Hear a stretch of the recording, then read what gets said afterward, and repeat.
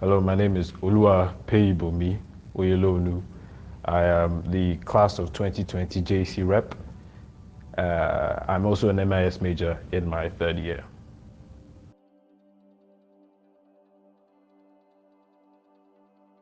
Well, the AJC basically consists of 5 people: an executive member, a member of staff or faculty, and 2 student representatives, which usually consist of the JEC vice or chairperson and the academic chairperson. They're really, and the dean, the last person, sorry about that, is the dean, who serves as a facilitator and doesn't usually interfere. They're not really people to be afraid of per se, because you see them almost on a daily basis. So the AJC basically are your friends, you could say, and in some cases they're even your mentors.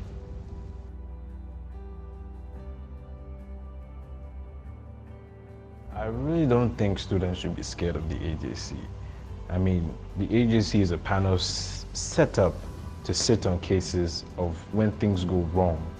And I really don't think a person who has a clear conscience should be afraid of certain people who are meant to deal with when society deviates from the norm. So I mean, if you stay cool, everything stay okay. AJC basically is just something you might never ever meet. But yeah, just stay cool and everything will be fine.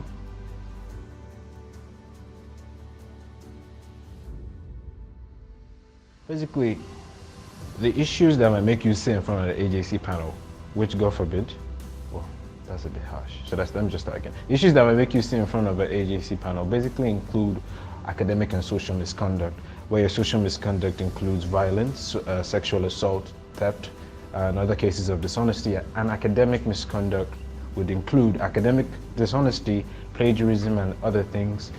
For a more detailed introspection into what might make you sit in front of an AJC panel, please check your student handbook, because it's always easier to know the rules so you don't break them.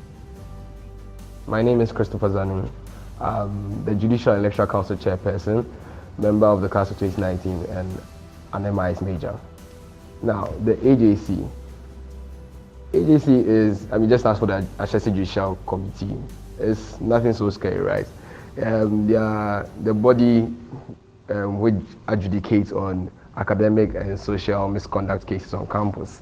So it just consists of 5 members. The Dean of Students. No, the Dean of Students is the procedural facilitator on these cases. But the 5 members consist of an executive member, a staff member, a faculty, then 2 student representatives. That is myself, the Judicial Electoral Council Chairperson, and the Academic Committee Chairperson. So basically this is the AJC. Just 5 people you've probably seen around working on campus. Not so much of a big deal.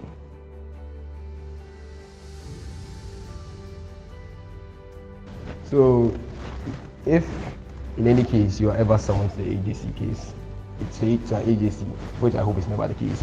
It's not a death trap, or it's not you are going home thing, okay? So this is what happens. When you come, it's basically like the court of law.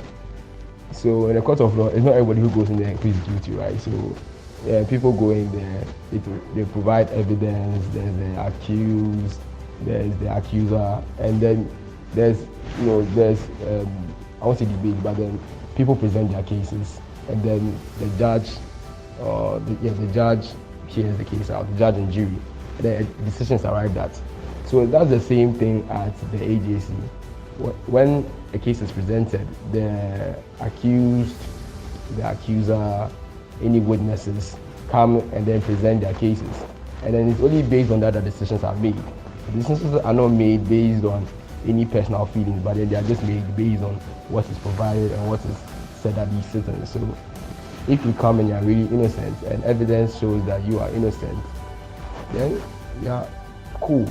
If you come and evidence shows that you are guilty and in actual sense you are guilty, then that's when you go home. So it's not anything to be afraid of. It's just facts that have been presented, and then people you know, as you walk around every day, who are judging the case. So there's no need to worry about it.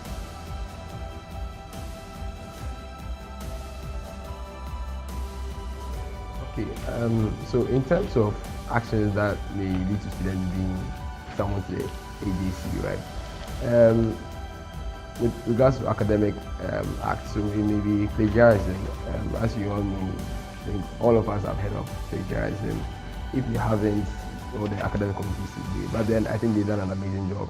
So plagiarism, and then if there are any similarities between students' work, okay, that is, there are glaring similarities such that you can see that the student actually did copy word for word from another student. So those are just some cases of academic acts that may bring one to the AJC. But even with academic acts, there's the informal resolution, and then an informal resolution doesn't come to the AJC, but it's a resolution between the parties involved, maybe the lecturer and the students involved. So with that, you can have an informal resolution. So it's resolved at the minor level. You may get some penalty for that, but you will not be taken to the AJC. But if you have another informal resolution, or if you have another academic act, then you are brought to the AJC. So an advice to students, just be careful, do what's right, don't do last minute work, don't look at people's work, seek help from lecturers and FIs as much as possible. For social cases, social misconduct, you've been heard about it. So let's say theft, any form of abuse or assault. So abuse and assault, there's a whole spectrum of it. So I would advise everybody, just take your student handbook. Okay, it's not hard. Take it and read it. I think we've all been given one. If you're a student in this school, you have some version of the student handbook. There's also a version on the website for you to get the latest one. That's the 2018-2019 student handbook, and go through the various acts and cases which will result in you being summoned to the AJC. Again, that's the safest way to play it. It won't take so much of the time. It's section 12. Let's go read it and you'll be fine.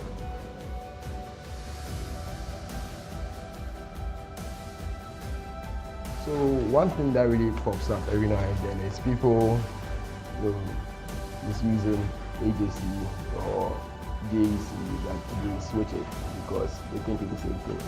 So there's the AJC, okay, that's the Ashesi Judicial Committee.